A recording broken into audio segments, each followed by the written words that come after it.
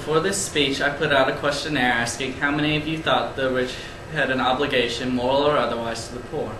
Of the 14 who responded, 7 said they believed they did, and 6 of those 7 believed that said that they strongly believed this. I disagree, however, and I hope to persuade you today that they do not.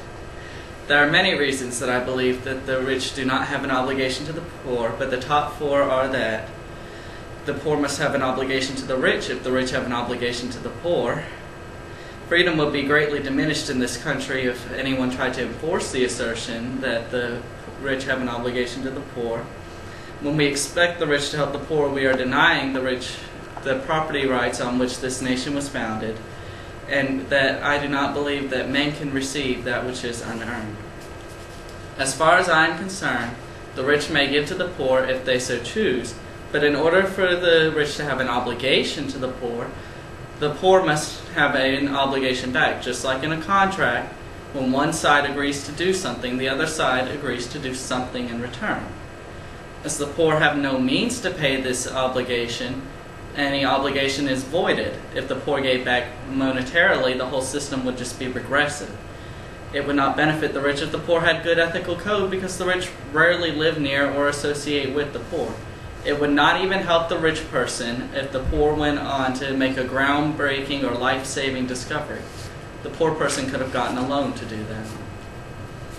If we expect the rich to have an obligation to the poor and therefore force the rich to give to the poor, we diminish the freedom of this nation. Even if the rich should give to the poor, it is their right to choose not to. They may pay the consequences of that either in the afterlife or if they go bankrupt, but it is theirs to decide. I found that those who responded mostly agreed with this, so I see no need to further elaborate on this point. When we tell the rich that they have an obligation to help the poor, we are destroying the private property ideals on which this nation was founded. We are essentially saying that everyone has property rights except for those who have more than X dollars a year. Instead, these people rightfully and morally owe all their property to the poor, whom we say they have an obligation to help. This is not fair to the rich, who have, in many cases, worked very hard to get to where they are and have considerable talent. Not only that, but the assumption is faulty logic. Why should the producers exist for the sake of those who cannot or will not produce? Why is the moral justification for the existence of the rich their ability to help the poor, but the poor are a moral justification in and of themselves? Why should those of ability exist for those who lack ability? For the sole reason that they had the ability to give is what many would respond. But where would the poor be without the rich? They would be without hope of a job with no one to hire them. They would be without hope of food with no one to produce the food. They would be without hope of anything without someone to produce any commodities for them. My final point is that men cannot receive that which they have not earned. To give to them that which is not their own devalues the object in the eyes of all. But poor often do not have the talent nor have exerted the effort to get the object, and they don't always have a job or work at all to justify the giving thereof.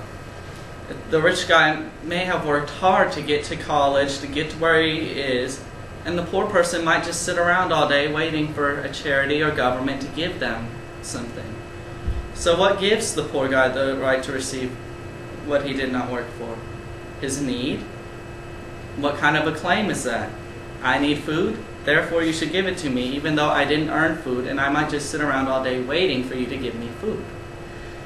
It doesn't quite make sense. The ideology behind taking from the rich to giving to the poor is that which drives modern welfare, and it is a principle named by Karl Marx, the founder of communism: from each according to his ability, to each according to his need.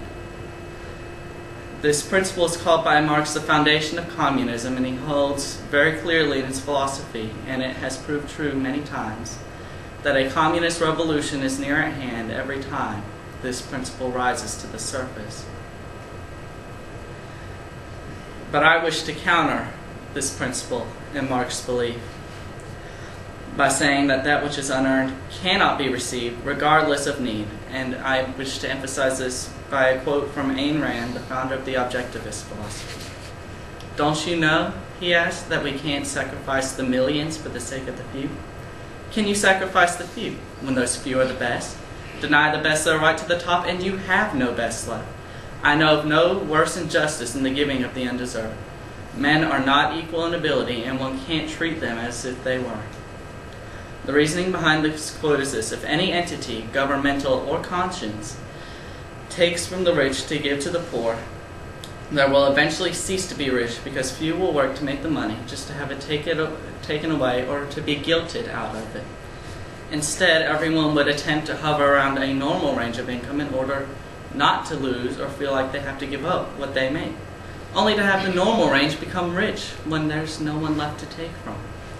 The entity would therefore increase in saying that the wealthy needed to give more to the poor, in an attempt to alleviate the crisis, and the citizenry would work even less often to receive more. Eventually, this would make a cycle that would cause the freedoms of this nation to disappear and all to become poor. This is inevitably the result of such a philosophical premise that the rich have an obligation to the poor based solely on the fact that they are rich and that the poor have need. In closing, I believe that everyone should look out for his own welfare, including the poor. No man should be able to take from another for any reason whatsoever, so no means to collect on an obligation exists. If you cannot collect on it, then what obligation is present? I hope you will allow me one more quote, as it sums up the idea of the speech nicely. It is from Ayn Rand's Atlas Shrugged. You have no moral duty to anyone but yourself.